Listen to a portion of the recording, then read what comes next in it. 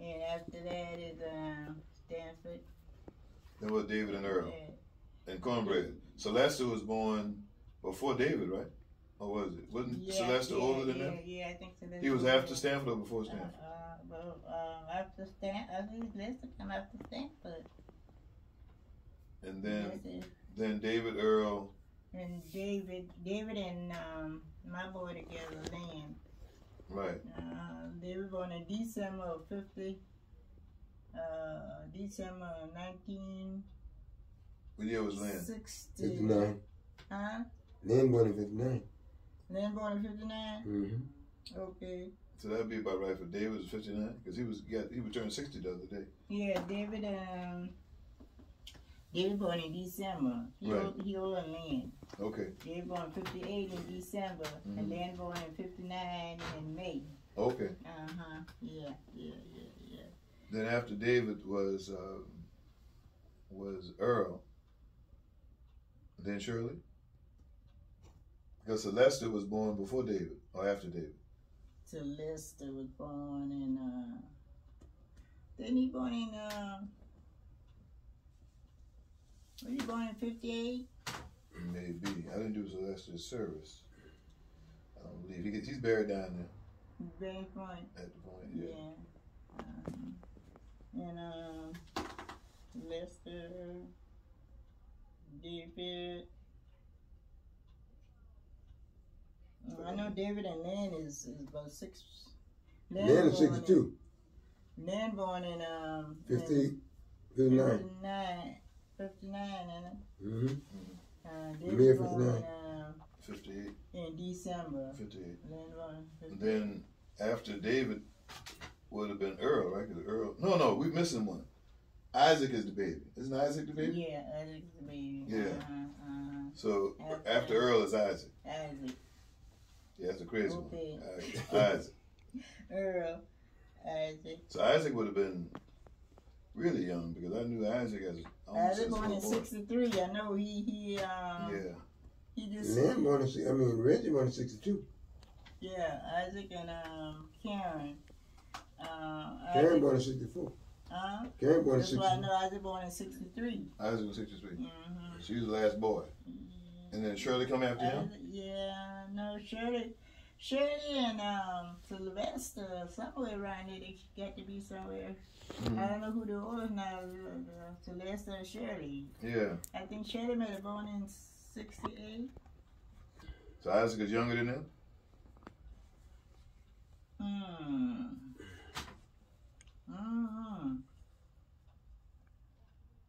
So we have, then after that, you got, that was it with them. And they lost what? Celeste is gone. When was George born? Uncle George? Percy. What year was he? Percy born in 26. 26.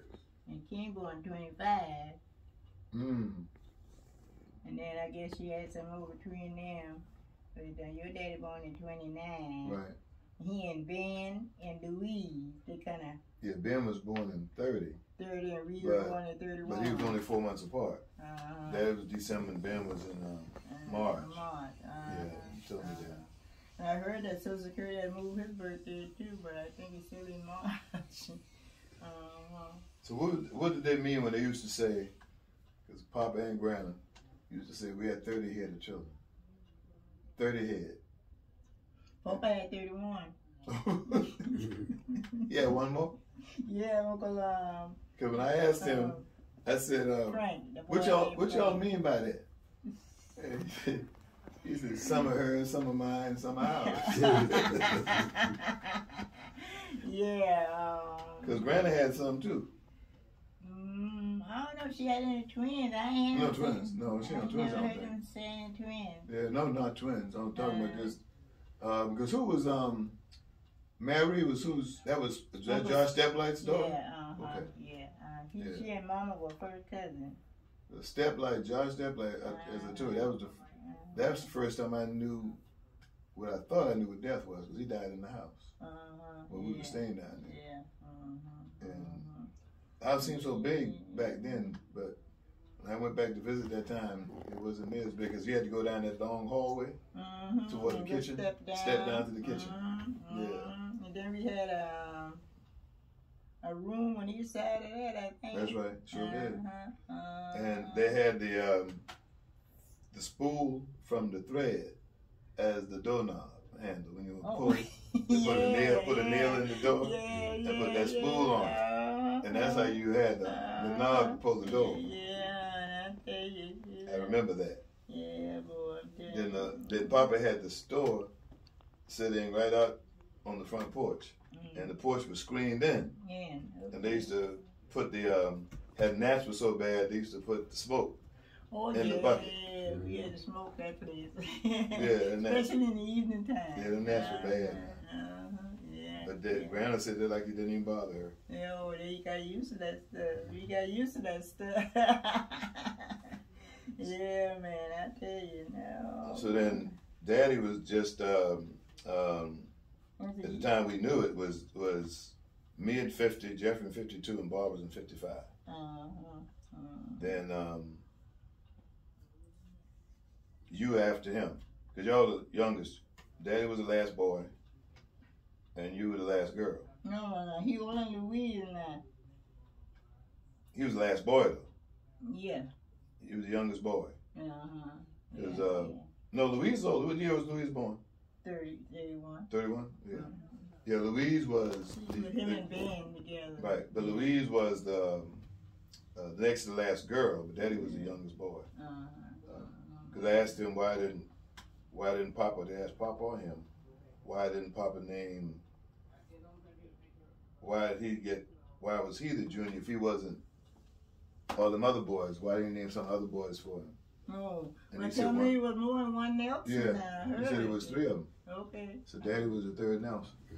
The other 2 died.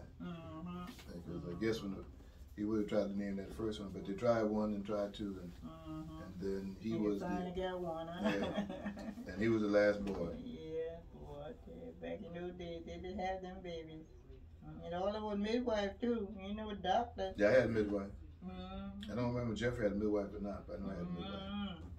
And that house that I was born in burned down. And they built the other house right next door, up from it. Not too far from it. Not too far. Was the house that burned behind the house or in front of it? I think the house, they bring it farther. Because when we were down there, David found a piece of a corner of the building or chimney in the dirt. Okay. Back further toward the water. Okay. Which means that the house was close to the water. Because when you come out the back door, the creek was right back there. And that creek ran all the way back around the person. But it's 2 creeks. I didn't know that. Okay. I thought it was one. It's Muffersboro and Mosquito Creek. Mosquito Creek. And they go out together, they go into the river. So the creek that Uncle Percy and Aunt Edna stayed across with the children, that was different than the one behind the house. And I didn't know that until I looked at the land map. Yeah, because there was a bank there. There was a bank, yeah. You know, but yeah. Now sometimes they come straight across. Yeah. Then they go to the bank. Depends how low the tide was. But I always went around the bank. And then if you want to take a chance of getting bit by a snake. Yeah. I went back there one day, and you were there. Because you asked me, or Grandma asked me, what you running for? I said, snake. You supposed to kill him. No. That ain't going to happen. I call myself going over to Aunt Alice in the house. And I'm walking down that road. The bank, on the bank. They said there used to be a moccasin snake back there. I don't know what it was. I didn't get that. we didn't have a snake in them. But you know we had a snake in the store, I picked my feet up. The other foot never hit the ground. I turned and ran back to the house screaming like a banshee. We had a store. You know, Papa had that stove. Yeah, and there wasn't no ceiling like, you know. I forgot about that, but you're right, it was open. Yeah. And we had a snake running right on one of them ceiling. Now, I heard it was a moccasin, but I don't know. I don't know, but I knew that when they heard snake, they all come running. They're going to kill that snake. Snake. Papa killed that snake, though, I think. Papa killed that snake. I saw him kill a snake with his boots, stomped on him But in the field. Because he was out there, and I saw him. He used to farm right there in front of the house almost. 12, what you call them, boots? Rogan. Or whatever. Whatever it was. Yeah, they had big feet. Papa had big feet too. Yeah, I'm saying he had big feet. My earliest memory of him was I thought he was a giant because when we used to go down there to visit, he always seemed so big. He was tall. Yeah, then he stood up, but when you see those pictures, you don't realize how tall he was because he started to shrink. But now, I don't know who was the tallest. Percy. Titus was Chris. tall. Yeah. Chris came down a lot too. Yeah. They were all tall men though. Yeah. Your daddy probably was the shortest one. Yeah, daddy was never more 5'10", 5'11". But all the rest of them, even Murray was over 6 feet. Yeah. And I think the tallest. You have no kids. I hadn't talked to them in a minute. All right. I used to talk to one of them too, but it's been a while since I talked to them too. Yeah, we didn't talk to Murray Jr. was having some issues, but Arthur Lee reached out last year. I believe Arthur Lee came to Mama's service. Okay. I don't think Murray came. All right. But I'm pretty sure Arthur Lee came to the service. Yeah, boy, I'm feeling. So I would have taken care of them. Then down to you. We got yours. You know your dates. Yeah. Because was Julia first or Lynn?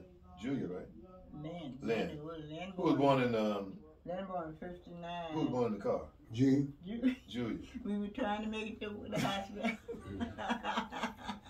So Lynn was 59 and Julia was 60? Yeah. Okay. They were both of them born 10 months in Carolina. Yeah. Julia moved here when she was 6 weeks old, I think. Really? Okay. Yeah, 6 weeks old when she moved here. And so Karen was born here? Yeah, Reggie. Karen and Reggie. And Reggie, that's right. Yeah. Reggie born in 62. And the day's his birthday. Yeah. And Karen born in 64. 64 and April 4th, I think. April 4th. She born in April 1st. Because you told them who born April 1st, April Fool. Yeah. So how many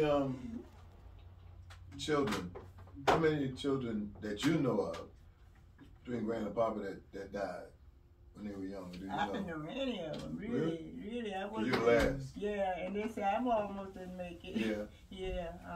So when did you moved out in 58, right? Yeah, and I got married, yeah. So we used to come back and forth. I remember when you were still there.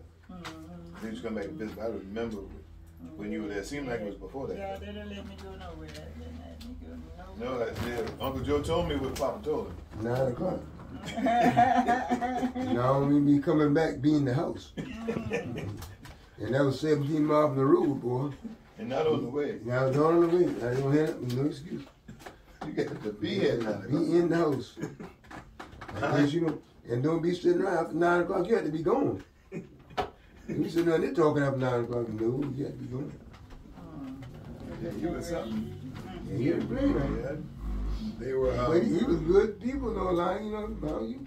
But he You what they say, you listen to him, you have no problem, but you didn't try to cross him.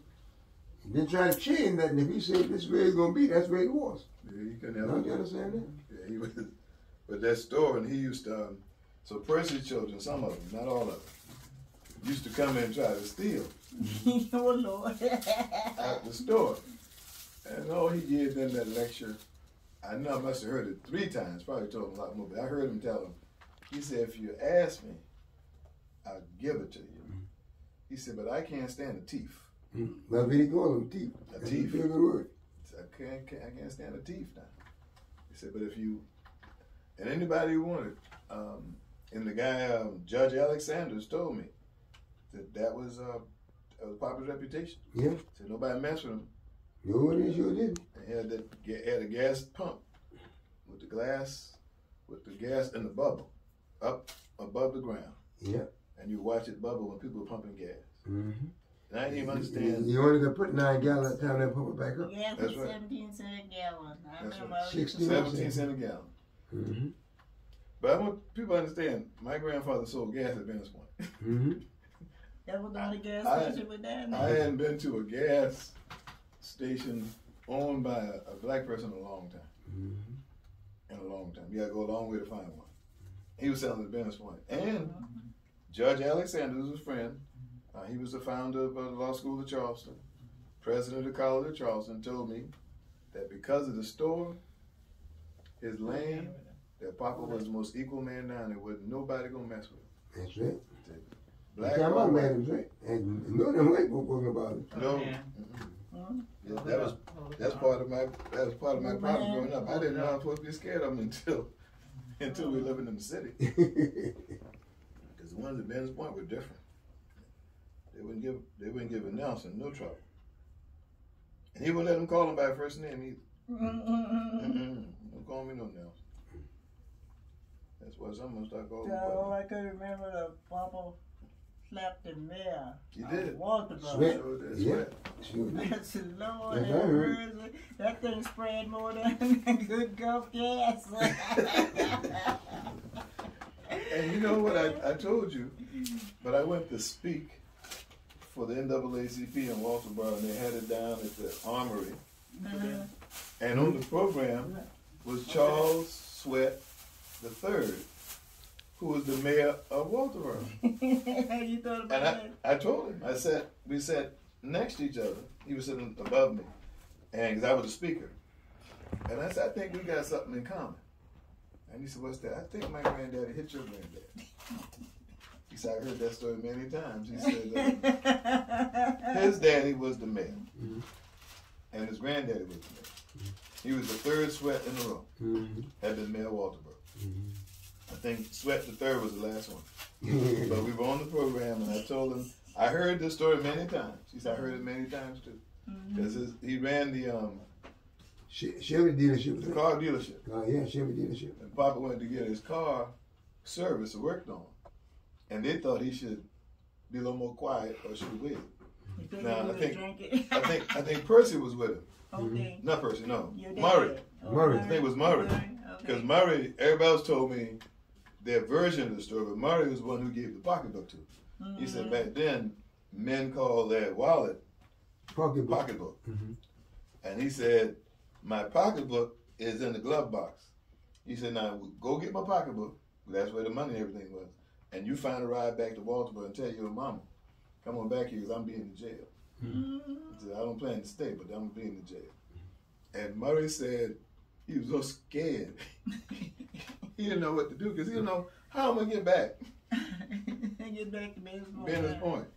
And because he was so young. But the old man hit him because the guy threatened to hit him. Because he told him shut up. And you couldn't tell him to shut up. You could tell some of us. Papa, you couldn't tell him to shut up. He didn't go for that shut up part. And he told the guy, the guy said, if you don't shut up, I'm going to put you out. And he said, Papa said the guy offered to hit him. I don't know what that means. He said, but he says, I hit him first. He said, when he raised his hand, hit the ground, and everybody started running. He said, but the real problem was his car was new, and he wanted to get his car serviced. And they told him he had to wait. And he had all these other white folk getting their car serviced, so he was feeling kind of good. And he started talking loud. Y'all gonna fix my so-and-so car. And the white boy told him, shut up. You don't tell me shut up. And so he said, because these women, and he said, there weren't no colored women, so in this. And he said, that's when the guy, they called the mayor who owned the dealership out to talk to him. He said, when he came, he said, he's gonna hit me, so I hit him first. And they locked him up. And when he went to court, he said, the mayor went to court with his eyes swollen up. Papa done hit him.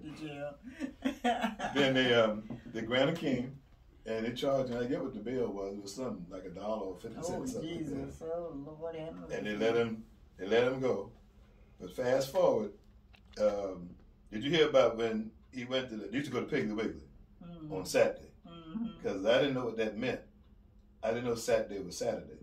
And so we used to jump on the back of the truck so we could ride all the way to Walterboro. It seemed like forever, but it was just 29 miles, something like that. By the time we get out to the main road, it was 13 miles to Walterboro. It was 16 or 17 miles from down in Dennis Point.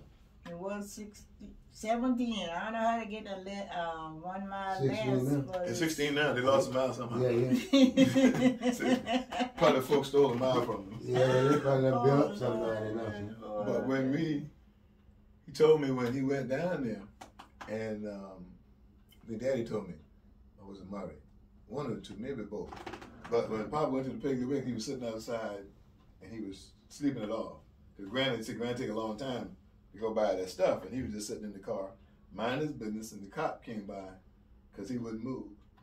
And he was in the car, sleeping it off, and a little white police officer came to him and told him he got to move. And he told him to leave me alone. My wife come out, I'll leave. And the white boy said, no, you got to go now. He said, everything was fine until he stuck that billy stick in the car. They said the old man swung that door open and pinned up against the car and took that billy club and put it around his neck. You said, go to jail? I'm going to pop your neck. And Granny came out there screaming and hollering. Somebody went in the store and said, come get Rivers. He's about to kill us police officers. And we all going to be in trouble.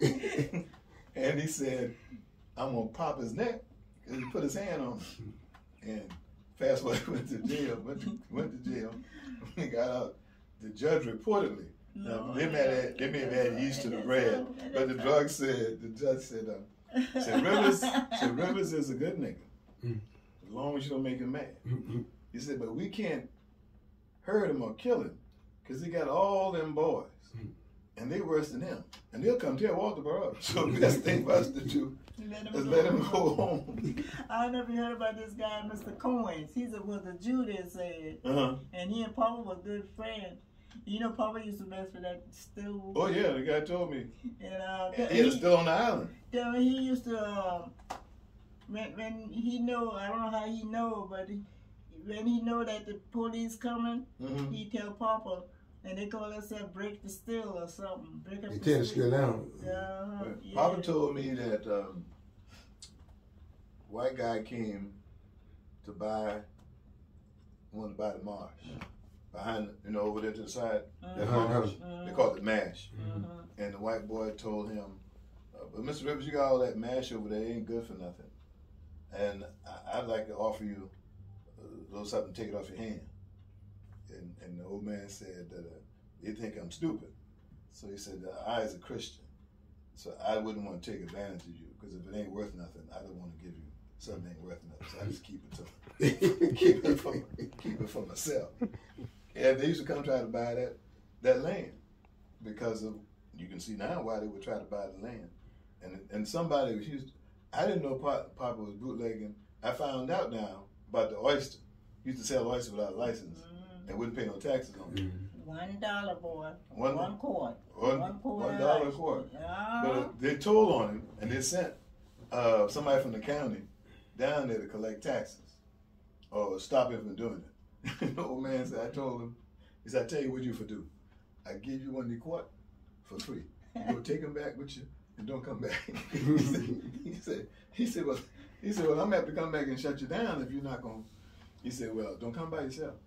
He said, ain't no one man gonna lock me up. He said, don't come by yourself. He had a little taste. And they never come. They never came back. That's especially he had a little taste. Oh yeah, Well, you met that though. You met that. No,